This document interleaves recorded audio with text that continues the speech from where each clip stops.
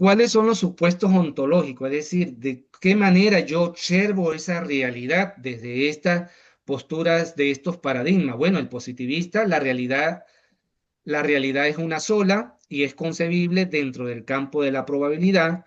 Desde lo interpretativo existen múltiples realidades sociales construidas y desde lo transformativo múltiples realidades conformadas por valores en derechos humanos, democráticos, valores de justicia social, valores políticos, cultural, económicos. Si se dan cuenta, el tercer paradigma tiene que ver más con la parte social, con la parte política. Claro está, el sustento es fuerte en lo que son en los modelos filosóficos contestatario a qué? Contestatario a lo que se denomina la hegemonía poder central que tenemos desde lo que es la filosofía continental o de los grandes centros del saber, que son Europa, Estados Unidos, en fin. Entonces salió esa otra forma de poder ver las realidades.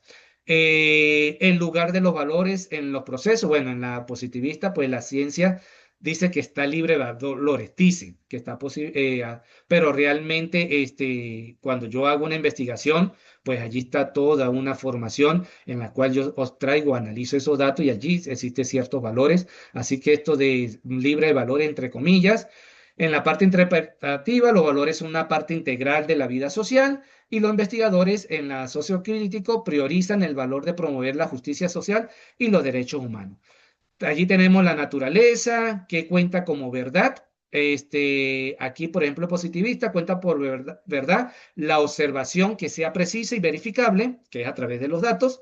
El interpretativo, la verdad depende del contexto, que es lo que yo llamo el relativismo, y se inspira en la teoría de que devela las ilusiones, es decir, de los ideales que pueda tener la sociedad en el transformativo sociocrítico. ¿Ok? Allí tenemos las metodologías diferentes que se pueden hacer dentro de lo que es cada uno de los paradigmas y las diferentes técnicas que se pueden utilizar. ¿Ok? En función de esto, pues no quería dejarles solamente esos paradigmas. Quiero mostrarles que también existen otros, ¿sí? Que están ahorita tomando cauce, como se lo decía a María Belén hace rato en la pregunta que ella formulaba. Entonces tenemos el paradigma pragmático, el paradigma constructivista, el emergente, la transcomplejidad, el descolonialismo y el indigenista. Son paradigmas que se está utilizando muchísimo en lo que son, en lo que llamamos los países de la periferia, que son los términos para poder uno identificarse, para diferenciarlo, vamos a decir, entre comillas, a nivel del discurso con lo que son los centros del poder saber. Entonces, en el pragmático,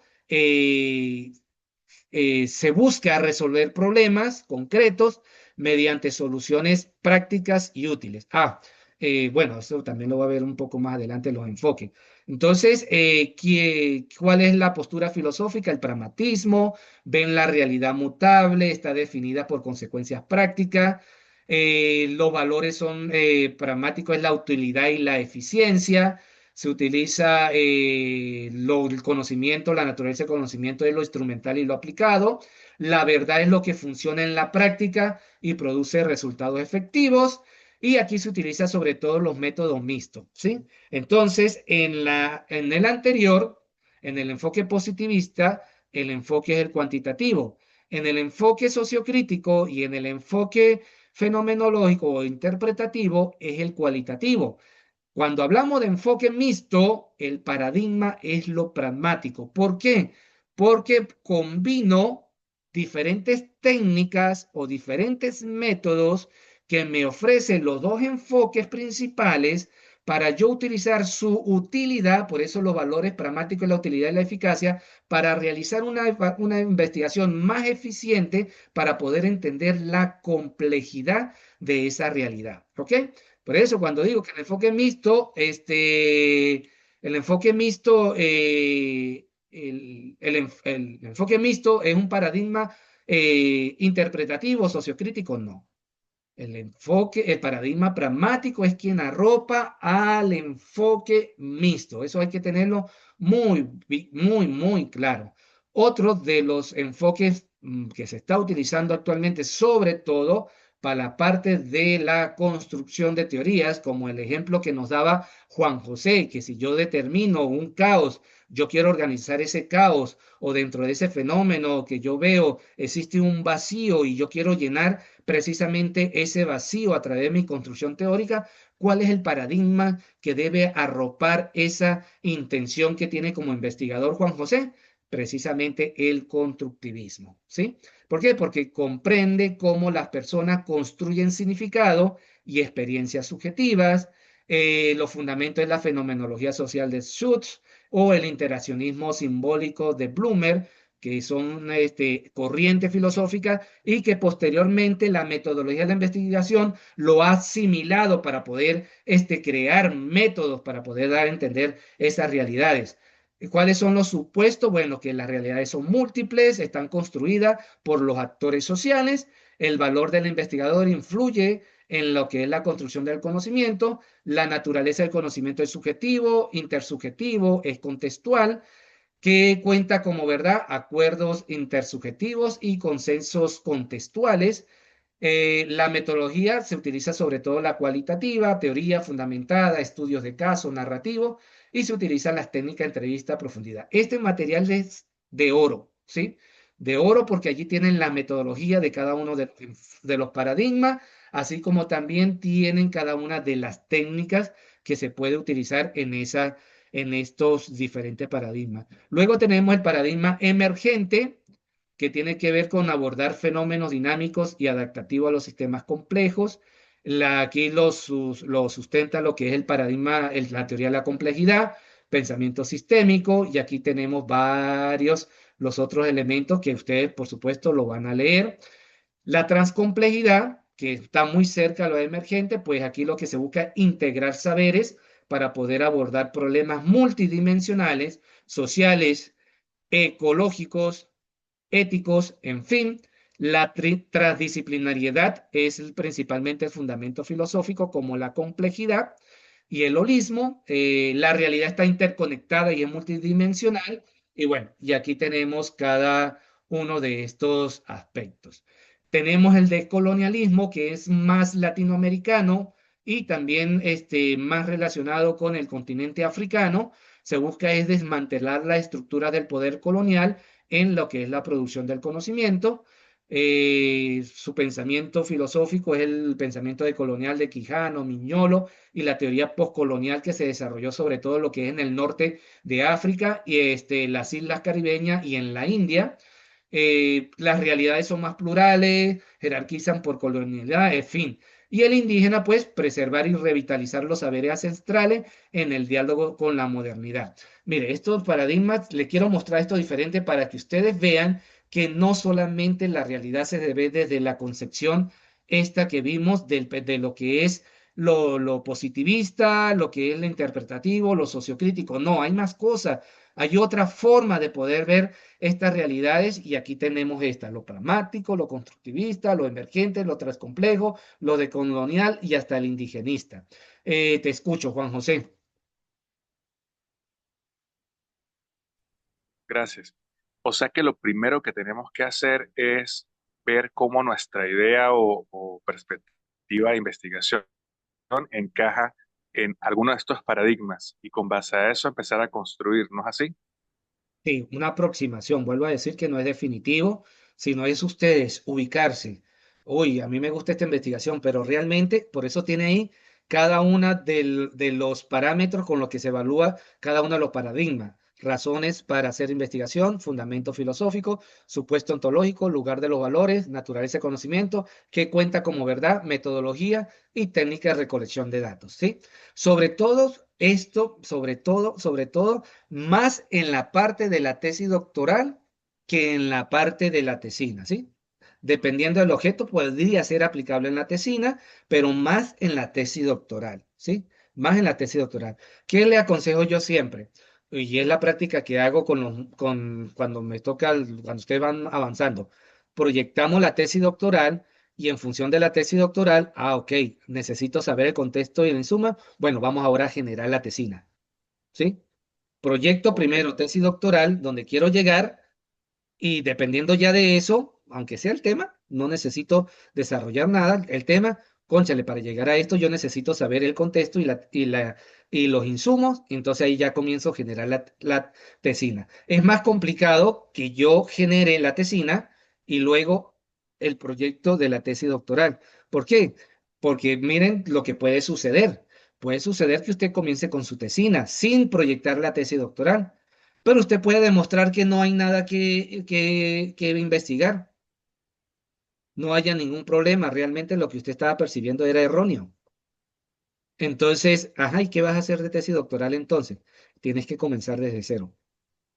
Entonces es mejor proyecto mi tesis doctoral, ¿verdad?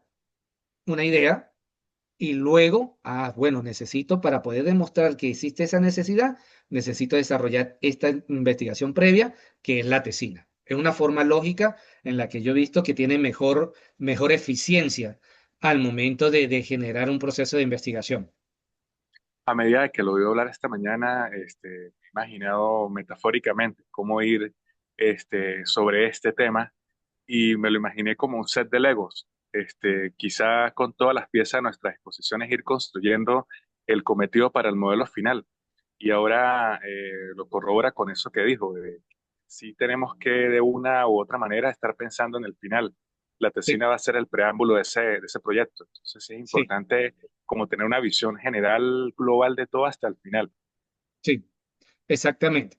Es igual, por ejemplo, ahorita ustedes están iniciando. ¿En qué se proyectaron ustedes cuando ustedes decidieron hacer el doctorado? ¿En qué se proyectaron? En mi caso particular, en generar un aporte a la par del crecimiento personal, brindar, por muchos años le he dado cobertura al decanato de investigación y el enfoque es generar conocimiento. Entonces llega un punto, no sé, de la madurez profesional donde quisiera ser parte de esa generación de conocimiento, considerando que mi entorno laboral es la universidad. Entonces serían esos dos elementos, el crecimiento personal y el aporte que vaya a Yo, generar. yo me voy a ir más a lo terrenal, ¿sí? Cuando ustedes iniciaron el doctorado, ¿qué proyectaron? Yo quiero ser doctor. Lo primero, Mm, eso es lo primero. Vamos a decir, en lo material, lo que está allí, la gran mayoría. Yo quiero ser doctor. Por X razón. En el caso tuyo, ya no diste las razones por qué ser doctor, pero ya me proyecté. Pero para poder llegar allí, ¿qué debo hacer? Bueno, ya estoy iniciando en el día de hoy, que tengo que escuchar a este profesor que me está hablando de tantas cosas y me tiene la cabeza de esta manera, pero ya iniciaron. Lo mismo pasa con un proceso de investigación. Me proyecto qué es lo que quiero, no de manera muy determinada, porque de verdad que eso es complicado, pero ya al tener esto, ya me puedo comenzar lo que es el proceso el proceso de la tesina, el proceso inicial de la investigación, ¿ok? De todas maneras, de eso vamos a hacer ejercicio a medida que vamos avanzando. gracias. En función de lo que le había explicado, entonces tenemos aquí los diferentes paradigmas, tenemos acá en la otra columna los diferentes enfoques y cuáles son los enfoques secundarios o complementarios de este principal. El enfoque positivista, perdón, el paradigma positivista, el enfoque cuantitativo. Mire, es otra cosa también. Positivismo, interpretativo, transformativo, pragmatismo, constructivismo, emergente, eso no son enfoques, son paradigmas. Para eso vimos la definición de paradigma. Que yo hablo de cuantitativo, cualitativo, eso no son paradigmas, son enfoque. Por eso insistí en esta diferencia de las imágenes. Uy, se me fue. Esto, paradigma, porque estoy viendo desde arriba la realidad, está por encima del enfoque. El enfoque, ya cuando perfecciono mi vista, por eso las imágenes están allí por una razón. Entonces, no, en un futuro, no pienso ver en una fase 3 que me digan mi investigación es un enfoque positivista. ¿Lo van a encontrar? Sí, pero eso es errado. Paradigma son todo lo de esta columna. Enfoque, todo lo que tenemos en esta columna que pueden estar acompañados por enfoques secundarios o complementarios. Entonces, el positivismo cuantitativo, ¿qué lo puede acompañar? Diseños cuasi experimentales, causal comparativo. El interpretativo, cualitativo, hermenéutico, narrativo, interaccionismo simbólico. El transformativo, la investigación, acción participante. El pragmático, los métodos mixtos. El constructivismo, cualitativo interpretativo, emergente, diseño flexible y adaptables. Transcomplejidad, transdisciplinario y complementario, decolonialismo, metodología crítica y contrahegemónica, indígena, diálogo de saber, etnografía colaborativa, en fin, y estos son todos los enfoques secundarios. Esta información es sumamente importante y espero que la guarden, la tengan allí, porque tengo por seguro que lo van a necesitar posteriormente, ¿ok? Todo esto pues nos conlleva a esto de lo que es los modelos epistémicos, ¿sí? Todo esto que está aquí arriba, todo esto lo que he explicado, tiene su base en estos modelos epistémicos, que tienen una raíz netamente filosófica. ¿Cuáles son los modelos epistémicos originarios? Es decir, lo que son, aquí va de lo más macro a lo más micro, naturalismo, idealismo, realismo, materialismo, esoterismo y humanismo. ¿Qué es esto? Una manera de poder producir conocimiento y una manera de poder ver las realidades. Del naturalismo, a medida que han ido avanzando, pues surgió el dualismo, surgió el biologismo, del idealismo salió el trascendentalismo, el dialectismo, el dicotomismo, el dualismo. Estos se combinan y salió el conductismo, el funcionalismo, el estructuralismo. Como pueden ver ustedes, de una corriente o de un modelo epistémico originario se van originando otros modelos. ¿Qué es todo lo que está acá? Son diferentes maneras que se han desarrollado filosóficamente y racionalmente para poder entender y comprender la realidad y poder generar conocimiento. Por ejemplo, si vemos el positivismo, tuvo su raíz en el empirismo, a su vez en el escepticismo y a su vez en el realismo. Si estamos en el pragmatismo, o igualmente sigue la misma vía, empirismo, escepticismo, realismo. El constructivismo, bueno, sigue acá el estructuralismo, funcionalismo, biologismo, dualismo y naturalismo. ¿Por qué es importante? Porque si yo voy a utilizar, por ejemplo, imagínense, el cibernetismo, en eso nos encontramos actualmente. ¿De dónde proviene eso? Estructuralismo, funcionalismo, biologismo, dualismo, naturalismo.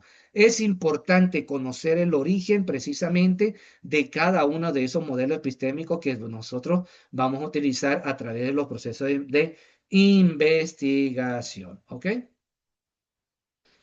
Ahora bien, aquí tenemos diferentes modelos epistémicos y esos modelos epistémicos vemos con qué paradigma están vinculados, cuáles son los fundamentos teóricos clave, es decir, sus principales coautores, cuáles son los procesos de conocimiento y cuál es la metodología asociada con cada uno de ellos. Son elementos que nosotros debemos poder manejar, dominar en los procesos investigativos.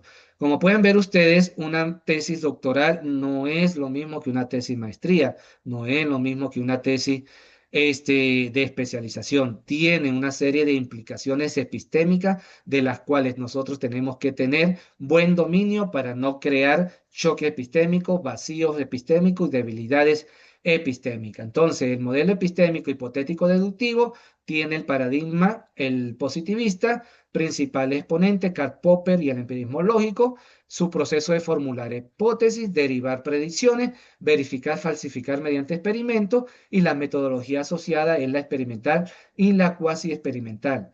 ¿Es válido para una tesis doctoral? Sí, de ahí se genera conocimiento. Existe la falsa idea de que con un enfoque positivista no puedo desarrollar una tesis doctoral porque eso no genera conocimiento si no hay interpretación de datos.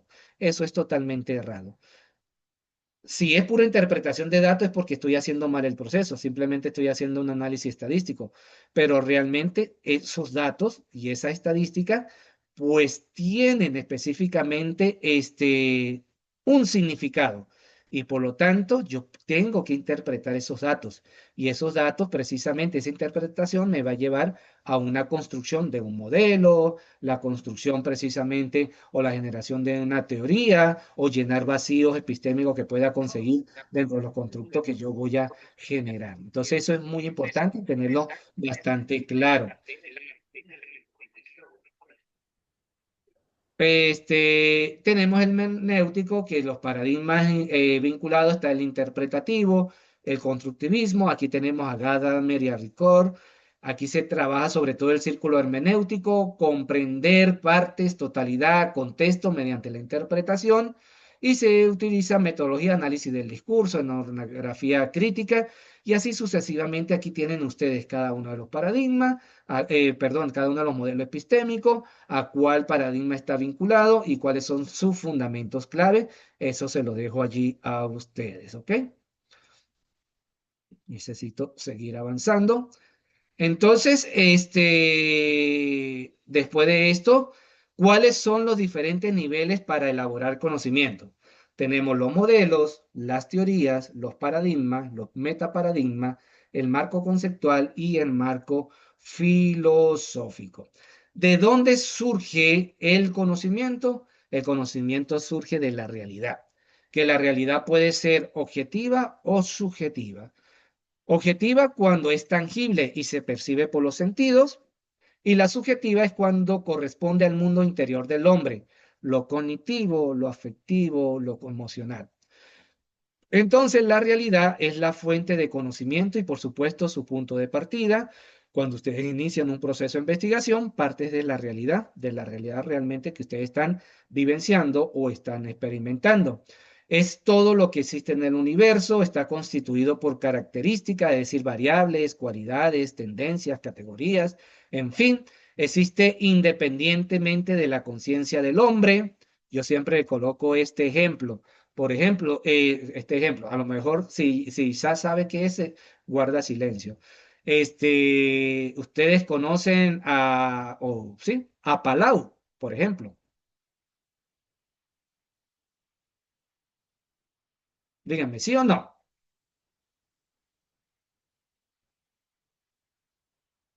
¿Conocen a Palau? No vayan a buscar en el teléfono. El que no lo conozca no significa que no exista, ¿verdad? Palau es un país muy pequeño que está en el continente, en Oceanía. Entonces, si ustedes no tenían conocimiento, eso no significa que Palau no existiera. Entonces, la realidad, que Palau es una realidad, existe independientemente de nuestra conciencia. Entonces, eso es importante tener en cuenta eso. Por otra parte, la realidad es aquello que realmente existe y se desarrolla, contiene en sí mismo su propia esencia, sus propias leyes, así como los resultados de su propia acción y desarrollo. El contexto que ustedes van a estudiar precisamente tiene su propia esencia, tiene sus propias leyes, tiene sus propios resultados, su acción y su desarrollo. Y eso es lo que nosotros aplicamos en los procesos de investigación doctoral. En la parte primera de la tesina, pues descubro cuál es su esencia, descubro cuáles son sus leyes, pues descubro cuáles son sus propiedades y en función de eso, pues allí comienzo lo que es la generación de ese conocimiento. Y se opone a lo aparente, a lo imaginario, a lo solamente lógico, a lo probable. Entonces, es importante dentro de esto de lo que es la construcción del conocimiento, diferenciar lo que es un objeto y lo que son los hechos. El objeto es parte de la realidad procesada por el hombre con fines de conocimiento científico. Por eso, cuando nosotros estudiamos algo, estamos determinando el objeto de estudio, no los hechos de estudio, sino los objetos de estudio. Lo que observamos en ese objeto de estudio son los hechos que se dan dentro de ese objeto de estudio. Entonces son cosas importantes que tenemos que saber diferenciar. Entonces se genera tipos de ciencias naturales, sociales, abstractas y sus divisiones, aparte de áreas y líneas de investigación. Y los hechos que forman parte de los objetos son las manifestaciones concretas observables, comprobables de la realidad, constituye la parte fenoménica, sucesos, procesos y eventos. ¿Ok? Este, entonces, en este sentido, pues tenemos diferentes niveles de cómo se construye el conocimiento, como lo hablamos, modelos, teorías, paradigmas, metateorías, marco conceptual y marco filosófico. Tenemos la definición de cada uno de ellos, el propósito principal de cada uno de estos niveles de conocimiento, el alcance que se tiene de cada uno de ellos, la flexibilidad de cada uno de ellos y algunos ejemplos. ¿Por qué les traigo este cuadro comparativo? Porque precisamente nosotros vamos a generar conocimiento, bien sea un modelo, bien sea un prototipo, bien sea un constructo teórico, En fin, pero entonces, dependiendo del nivel, pues nosotros vamos a determinar si son modelos, son teoría, si estamos formando un paradigma o un metaparadigma, o simplemente estamos haciendo un marco conceptual o estamos desarrollando un marco filosófico, que esto tiene mucho que ver precisamente con la pregunta que nos hacía María Belén. Dependiendo del fenómeno específicamente, yo voy a determinar qué es lo que estoy construyendo. Según la pregunta que ella hacía, la inquietud, ella se estaba ubicando más en un marco filosófico, más que cualquiera de los otros niveles que estaba acá, porque ella estaba hablando más de un nivel de abstracción. Entonces es importante también, por favor, repasen esta tabla, es sumamente importante. Definición: los modelos son representaciones simplificadas de los fenómenos o sistemas usados para explicar o predecir, visualizar procesos. La teoría es conjuntos sistemáticos de conceptos, definiciones y proposiciones. Los paradigmas, marcos globales que definen problemas, métodos y estándares. Metaparadigma, conceptos abstractos y globales que definen la esencia de una disciplina. Marco conceptual es una estructura que organiza conceptos, variables, relaciones, y un sistema filosófico son principios ontológicos, naturaleza de la realidad, epistemológico y axiológico, precisamente de lo que se desarrolla. Cuando ustedes estén en la parte de su tesis doctoral, tiene que tener un marco filosófico. Tiene que tener esta parte de abstracción precisamente. Ya en la tesina podemos utilizar cualquiera de los otros, sobre todo modelos, teoría, marcos conceptuales, pero ya en el marco, en la tesis doctoral tiene que tener un buen sustento, un buen marco filosófico, porque tenemos que hablar de lo ontológico, lo epistemológico, lo axiológico y lo metodológico, ¿ok? Esta es la jerarquización. Lo más macro, lo más abstracto es el marco filosófico. Siguen los metaparadigmas, los paradigmas, los modelos y los marcos conceptuales. Vamos de lo más abstracto a lo más concreto y aplicado. Esto es muy importante tenerlo en cuenta, porque de esos nosotros lo utilizamos en los procesos de investigación.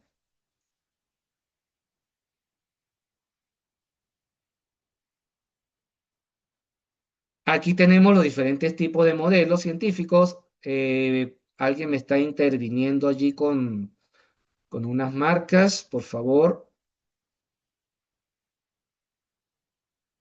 Eh, Déjame un momentico. Ok.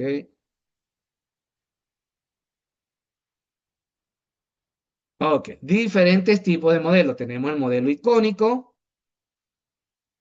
el modelo analógico, el modelo teórico. Como pueden ver, algunos de estos utilizados por la ingeniería, otros por las arquitecturas. El modelo teórico más sobre todo en las ciencias sociales, las ciencias humanísticas, que no implica que las otras tampoco, las otras también la pueden estar utilizando. Aparte de estos modelos, pues tenemos el modelo físico, el modelo matemático, el modelo conceptual, los modelos gráficos, ¿ok? Y esa información pues le queda allí específicamente a ustedes. Aparte de los modelos, pues tenemos las teorías científicas, que es precisamente con la que nosotros fundamentamos nuestros procesos de investigación y tiene que ver con elementos del conocimiento científico, que son los hechos, las hipótesis, las leyes. Los hechos ya los hablamos, son los datos objetivos para descubrir el conocimiento científico. Las hipótesis es la formulación fundamentada de un enunciado acerca de un hecho. Las leyes se refieren a leyes de la naturaleza, leyes de la sociedad, leyes del pensamiento, y las teorías, pues, es el elemento unificador del conocimiento científico en un todo único, y es la sistematización. Entonces, en toda teoría científica debe reunirse estos siguientes requisitos. ¿Por qué hago referencia a esto? Porque todo nuestro proceso de investigación lo vamos a sustentar en teoría científica desarrollada por otras personas, y la teoría científica debe referirse a una rama específica del conocimiento que tenga significado para la ciencia, reflejar propiedades, relaciones y tendencias en desarrollo de los objetos, y no debe existir contradicción entre sus elementos componentes. Es muy importante esto que estoy señalando e indicando acá. Y estos son los diferentes niveles de teorías.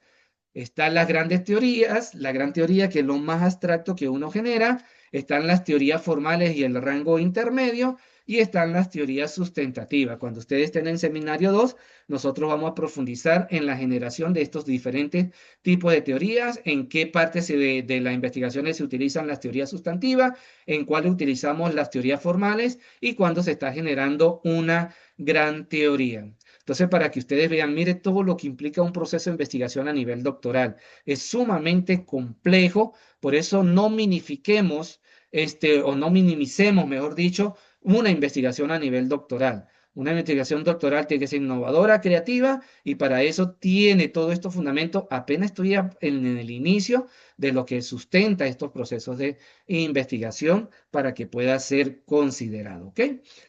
Y por otra parte, un asunto que estábamos hablando, ¿verdad? Que tiene que ver con la epistemología y es precisamente con lo que es la verdad. Existen tres concepciones o tres formas de ver la verdad. Una como correspondencia o adecuación, otra como unificación de criterio y la otra como coherencia.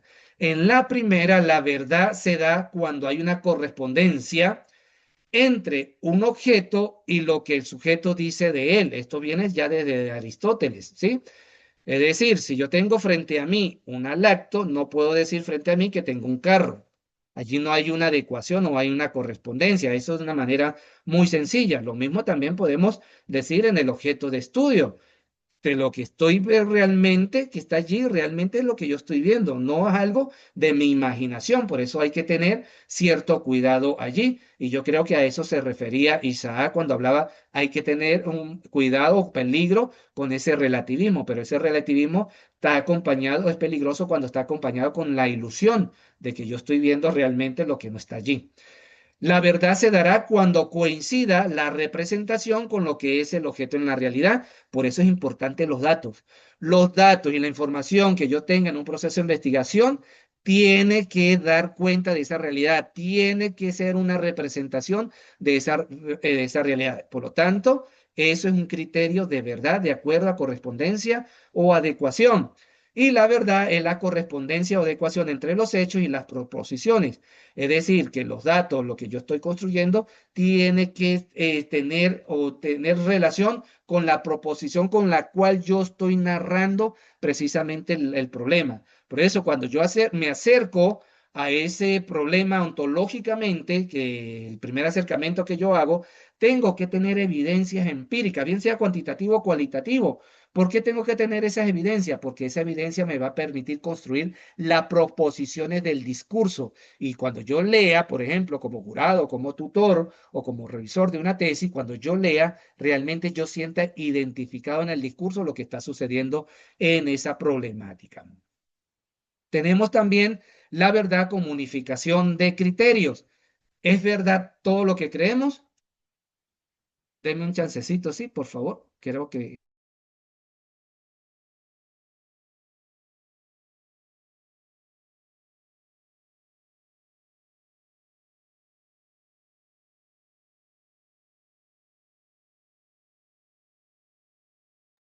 falsa alarma. Entonces, ¿es verdad todo lo que creemos? A veces creemos cosas falsas y hay cosas verdaderas que no sabemos. Eso por allí. Cuando estas creencias son controladas, confrontadas con criterios que para todos son confiables, normalmente las llamamos creencias verdaderas. Cuando decimos que algo es verdadero, no estamos diciendo que es real. Significa que satisface los criterios generales de aceptación. Yo siempre doy como ejemplo, hace poco, no, creo que fue el año pasado, antepasado, por lo menos aquí en el estado Táchira, se vio una serie de luces en el espacio. Y todo el mundo decía que era ovnis. Todo el mundo decía que era ovni. Pero posteriormente salieron, o sea, se salió diciendo que esas luces que vieron, esos movimientos, era el acople de un satélite que estaba, de una nave que estaba llegando a un satélite en el universo. Salió publicado en la prensa dando explicación de eso, pero no hubo manera de que la gente dijera, eso es mentira. La verdad es lo que yo vi y se quedó precisamente como un criterio general de aceptación. Todo el mundo dice que eso era ovni. No hubo manera de que saliera publicado y uno le decía, no, pero es que salió. No, eso era ovni y así se quedó a nivel general y etcétera, etcétera. Y eso tiene que ver, esos son tipos que son creencias, es una unificación de criterio y se quedó como eso, como la verdad. Realmente lo que salió demostrado posteriormente, eso fue totalmente falso. Y con eso, pues hay que tener cuidado. Y la verdad, como coherencia, el conocimiento nuevo es verdadero en la medida que pueda ser insertado en el conjunto de conocimiento previo o adquirido hasta entonces y armoniza con el resto del sistema. Es decir, que cuando yo estoy generando un conocimiento, bien sea de cualquiera de las modalidades que yo le he dicho a ustedes, tiene que tener coherencia con el resto del sistema. Si el profesor Luberto está generando con la parte biofertilizante, la parte ambiental, ecológica, etcétera, etcétera, lo que él genere tiene que estar precisamente en coherencia con lo que se ha desarrollado. Si es un aporte nuevo, pero tiene que estar coherencia, nada surge de la nada, todo tiene un antecedente. Entonces, eso es muy importante dentro de lo que son de los criterios de verdad. Entonces, estas tres concepciones son las que más se utilizan y hay que tener cuidado y por eso está la advertencia. La verdad como unificación de criterio y es verdad todo lo que creemos. Entonces, hay que demostrar, porque cuando yo me acerco a un objeto de estudio es una creencia que yo tengo, pero esa creencia yo tengo que transformarla en una verdad como correspondencia y a su vez una verdad como coherencia porque tiene que estar vinculado con ese sistema de saber del cual yo me estoy formando o quiero construir precisamente mi proceso investigativo. Y para culminar, este, el término este de posverdad. ¿Por qué lo traigo? Porque esto es muy importante. Hay elementos, estos se está utilizando mucho ahora en lo que es la posmodernidad y tenemos que tener cuidado. ¿Qué es la posverdad? Bueno, se refiere a una situación en que las emociones y las creencias personales tienen más peso en la formación de la opinión pública que los hechos objetivos, como el que acabo de hablar. En otras palabras, las personas son más propensas a aceptar información que se ajusta a sus emociones, incluso si no es precisa. Cuidado con los procesos de investigación cuando me fundamento simplemente por emociones y creencias personales, más que por hechos objetivos. Por eso, en cualquiera que sea el enfoque que usted determine realizar una investigación, se les pide siempre evidencias empíricas. ¿Para qué? Para que esa creencia se convierta realmente en hechos objetivos, más que en una emoción o en una creencia como tal. ¿Ok? Por otra parte, se caracteriza por el desinterés de cómo son las cosas en realidad y que a la audiencia le dé lo mismo. La verdad dejó de interesar, según la posverdad. Este filósofo italiano, Battimo, habla sobre el pensamiento débil y dice que actualmente no estamos en una sociedad débil. Adelantó la existencia de un mundo que cada quien puede elegir sus verdades, que es la parte del relativismo que hablo. Hay un desprecio por la verdad y la objetividad por la percepción. La opinión va sobre la evidencia. Y eso está pasando ahorita con las redes sociales. Por ejemplo, la guerra que hubo ahorita entre Irán e Irak, perdón, Israel e Irán. Realmente mucha mala desinformación a través de los diferentes canales, Instagram, Twitter, sobre X, mejor dicho. Había ese tipo de información, entonces hay que estar muy claro con respecto a esto. Y esto puede suceder en los trabajos de investigación. Las creencias y sentimientos importan más que la realidad y la verdad. Y la posverdad es un arma a disposición del poder político, económico, ideológico, lo que acabo de hablar. Manipulación de los hechos para poder esconder la verdad. Entonces, cuidado con este término. Bueno, esto ya se va a cortar. Vamos a entrar por última vez para despedir la clase, ¿sí? Se va a cortar, entonces vamos a entrar por última vez para cerrar preguntas, dudas y cerramos nuestra clase.